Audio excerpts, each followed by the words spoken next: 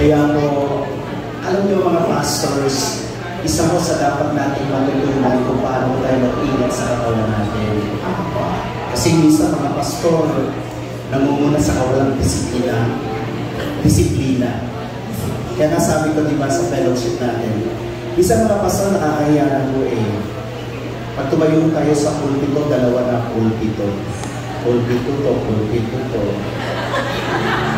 At minsan pastora, maraming pastor, ang dali sa pulpito, ang tagal sa plato. Ito ako dyan, pastor. May bago, pastora. Sa Corinthians, mga pastors, mga workers, alam mo natin yung yung verse na our body is the temple of the Holy Spirit. Yung word na temple, sa Tagalog yung kapilya. Pag sabi, maliit lang po. Tama.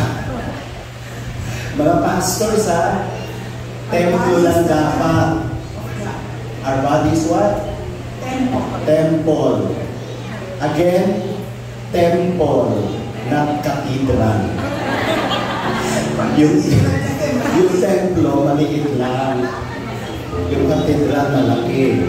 Okay? Kaya po, medyo ingat-ingat po talaga kasi minsan we believe in premature death.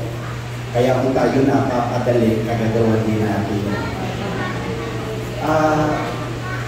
Bawal-bawal din pag may tanong dami. Sir, nung nakaraan galing kami ng Baguio last week lang.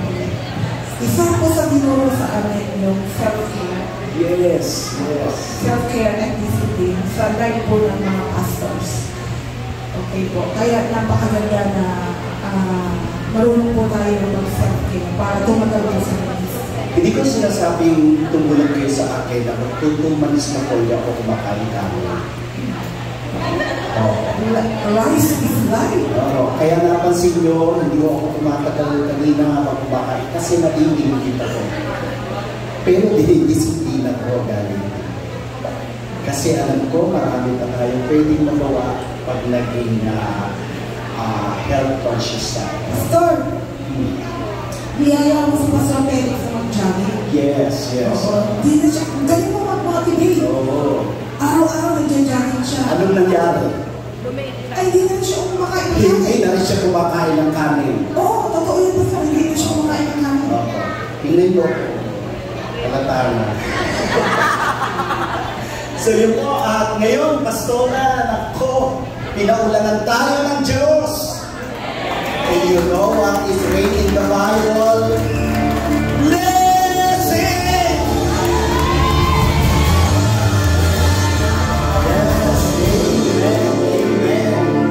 Bagamat mainit, alam natin na mas may lugar pang mainit. Mag-tips ka lang po muna tayo dito kaysa ko doon sa mas mainit. Okay, pastora. Opo. Ngayon po ay tayo po ay dumama sa ating pong praise and worship team at pamumunahan po tayo ng Chief of the Enrolled Christian Church sa pamumunahan po ng Brother John. Palakpakan po natin ang Panginoon. Amin po. Isang mapagpalang hapon, bago kong pagkitamin sa katabi mo. Isang mapagpalang hapon sa amin. Ang tanghali mo po pala. Pakisabi sa katabi mo na busog ka ba? Amen. Pakisabi sa katabi mo mas lalong bubusugin po tayo ng Panginoon. Amin po ba? Sino po naniniwala dito na tayo po ay mga pinalaya ng Panginoon? Amin po. At yung mga pinalaya ng Panginoon, pakisabi sa katabi mo, umaawin yan. Hindi natutulog yan. Amen. Bilang mga anak ng Diyos, alam niyo po, sa awiting ito, pag-i-flash po, siguro po marami po hindi pa natakalam sa awiting ito. Sige po. Pero yung awiting ito is declare po na we are transformed by the word of the Lord.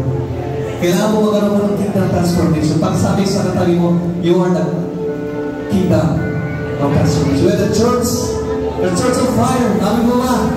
Hallelujah. Tingnan niyo po yung mensahe po ng awiting ito. Pero ikakat po natin, i-declare po natin. Ang mensahe po ng awiting is declare na mas lalo pong lumago ang iglesia po ng Panginoon. Amin po ba? Amin po. Sino po gusto na gusto palagay po ng Panginoon? Amin po. Hallelujah. Tayo po lumawit. The kingdom transformations begin upon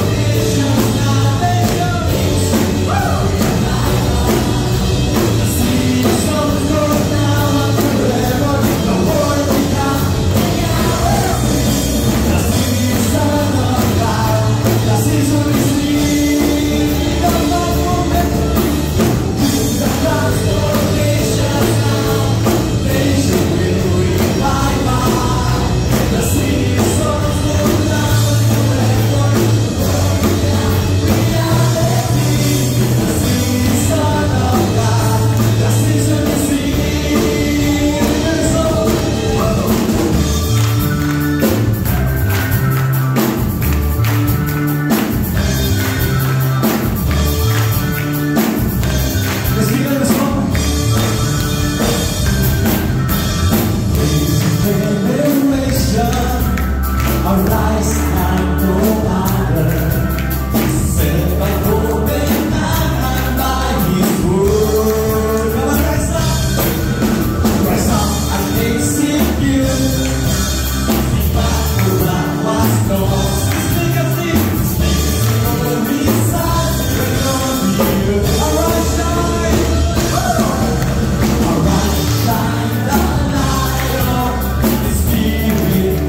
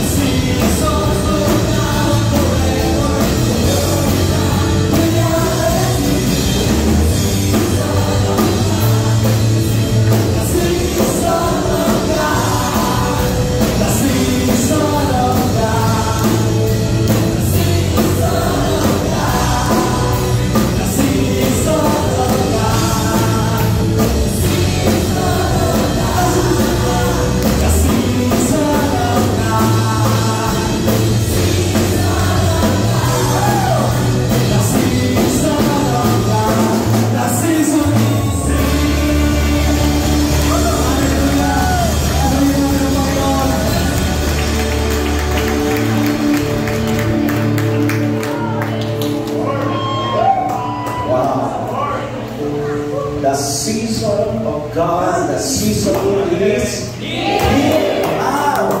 Everybody clap our hands. Hallelujah! Hallelujah! Amen.